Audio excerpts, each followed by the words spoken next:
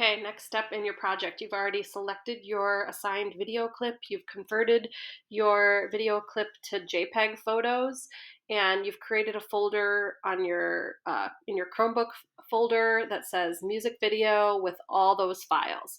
Now you're gonna start to animate. So you want to go to this website called Wick Editor. Click on Launch Web Editor. It's called wickeditor.com. Give it a minute while it loads. If you get a pop-up window, just say try it.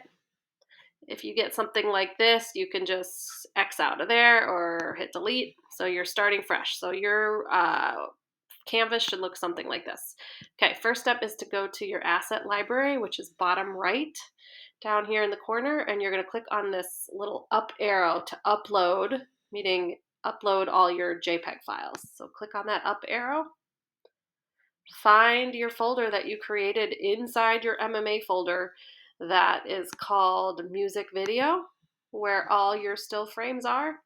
Okay, so this is all my still frames from my video section. There should be a lot of JPEGs, probably around 150 to 100 to 200 JPEGs. Okay, you want to select all of them. So you can hit down Control plus the letter A on your keyboard. That's Control plus the letter A to select all of them.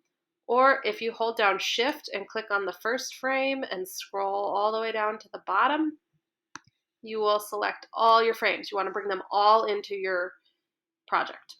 Okay, so then once they're all highlighted, say open, and it's going to take a minute to load. So there we go. You see the bottom? Got all these frames right here, and you can actually, you're going to get some notices like that. Just give it a minute. Okay, here's my asset library. I can actually hover over the line right there and make it taller so I can see more of the frames. You're going to notice all your JPEGs are now loaded into your project.